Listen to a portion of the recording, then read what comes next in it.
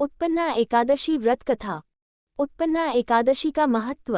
धर्मराज युधिष्ठिर कहने लगे कि हे भगवान, मैंने कार्तिक शुक्ल एकादशी अर्थात प्रबोधिनी एकादशी का सविस्तार वर्णन सुना। अब आप कृपा करके मुझे मार्गशीर्ष माह की कृष्ण पक्ष की एकादशी के विषय में भी बतलाइए। इस एकादशी का क्या नाम है तथा इसके व्रत का क्या विधान है? इसकी विधि क्या है? इसका व्रत करने से किस फल की प्राप्ति होती है? कृपया ये सब विधान पूर्वक कहिए। भगवान श्री कृष्ण बोले, मार्गशीर्ष माह के कृष्ण पक्ष में आने वाली इस एकादशी को उत्पन्ना एकादशी कहा जाता है। यह व्रत शंखोद्धार तीर्थ में स्नान करके भगवान के दर्शन करने से जो फल प्राप्त होता है उसके बराबर पुण्य मिलता है। व्रत करने वाले भक्त को चोर, पाखंडी, परस्त्रीगामी, निंदक, मिथ्याभाषी तथा किसी भी प्रकार के पापी से बात नहीं करनी चाहिए। इसका महात्म्य मैं तुमसे कहता हूँ, ध्यानपूर्वक सुनो। उत्पन्ना एकादशी व्रत कथा। युधिष्ठिर कहने लगे कि हे भगवान, आपने हजारों यज्ञ और लाख गोदान को भी एकादशी व्रत के बराबर नहीं बताया, सो ये तिथि सब तिथियों से उत्तम कैसे हुई, बताए। भगवान कहने लगे, हे युधिष्ठिर, सतयुग में मुर नाम का दैत्य उत्पन्न हुआ। वह बड़ा बलवान और भयानक था। उस प्रचंड दैत्य ने इंद्र, आदित्य, वसु, वायु, अग्नि आदि सभी देवताओं को पराजित करके भगा दिया। तब इंद्र सहित सभी देवताओं ने भयभीत होकर भगवान शिव से सारा वृतांत कहा और बोले, हे कैलाशपति, मुर दैत्य से भयभीत होकर सब देवता मृत्यु लोक में फिर रहे हैं। तब भगवान शिव ने कहा, हे देवताओं, तीनों लोकों के स्वामी, भक्तों के दुखों का नाश करने वाले भगवान विष्णु की शरण में जाओ, वे ही तुम्हारे दुखों को दूर कर सकते हैं।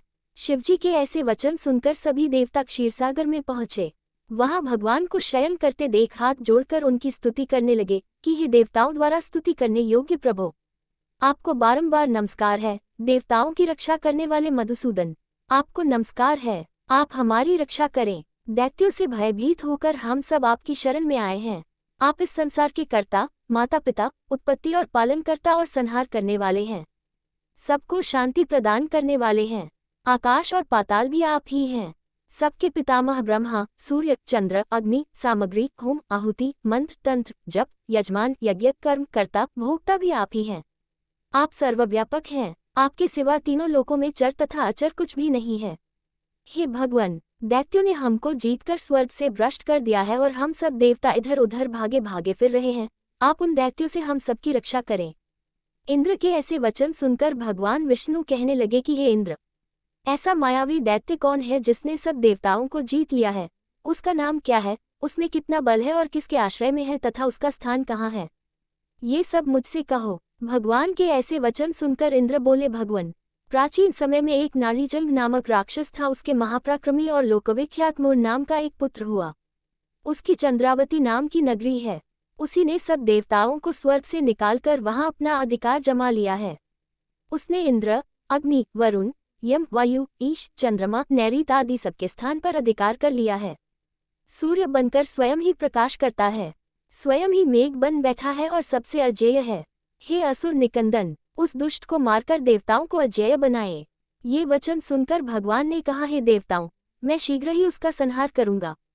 तुम चंद्रावती नगरी जाओ। इस प्रकार कहकर भगवान सहित सभी देवताओं ने चंद्रावती नगरी की ओर प्रस्थान किया। उस समय जब दैत्य मुर सेना सहित युद्ध भूमि में गरज रहा था, उसकी भयानक गर्जना सुनकर सभी देवता भय के मारे चारों दिशाओं में भागने लगे। जब स्वयं भगवान रणभूमि में आए तो दैत्य उन पर भी अस्त्र, शस्त्र, आयुध लेकर दौड़े। भगवान ने उन्हें सर्प के समान अपने बाणों से बींध डाला। बहुत से दैत्य मारे गए, केवल मुर बचा रहा। वह अविचल भाव से भगवान के साथ युद्ध करता रहा। भगवान जो भी तीक्ष्ण बाण चलाते वह उसके लिए पुष्प सिद्ध होता। उसका शरीर छिन्न भिन्न हो गया, किंतु वह लगातार युद्ध करता रहा। दोनों के बीच मल्लयुद्ध भी हुआ। 10,000 वर्ष तक उनका युद्ध चलता रहा, किंतु मुर नहीं हारा। थककर भगवान बद्रिकाश्रम चले गए। वहां हेमवती नामक सुंदर गुफा थी। उसमें विश्राम करने के लिए भगवान उसके अंदर प्रवेश कर गए। ये गुफा 12 योजन लंबी थी और उसका एक ही द्वार था। विष्णु भगवान वहां योग निद्रा की गोद में सो गए। मुर भी पीछे पीछे आ गया और भगवान को सोया देखकर मारने को उद्यत हुआ। तभी भगवान के शरीर से उज्ज्वल कांतिमय रूप वाली देवी प्रकट हुई। देवी ने राक्षस मुर को ललकारा, युद्ध किया और उसे तत्काल मौत के घाट उतार दिया। श्री हरि जब योग निद्रा की गोद से उठे तो सब बातों को जानकर उस देवी से कहा कि आपका जन्म एकादशी के दिन हुआ है, अतः आप उत्पन्ना एकादशी के नाम से पूजित होंगी। आपके भक्त वही होंगे जो मेरे भक्त हैं। जय श्री हरि। अगर आपको हमारा वीडियो पसंद आए तो कृपया लाइक करें, सब्सक्राइब करें और बेल आइकन दबाएं।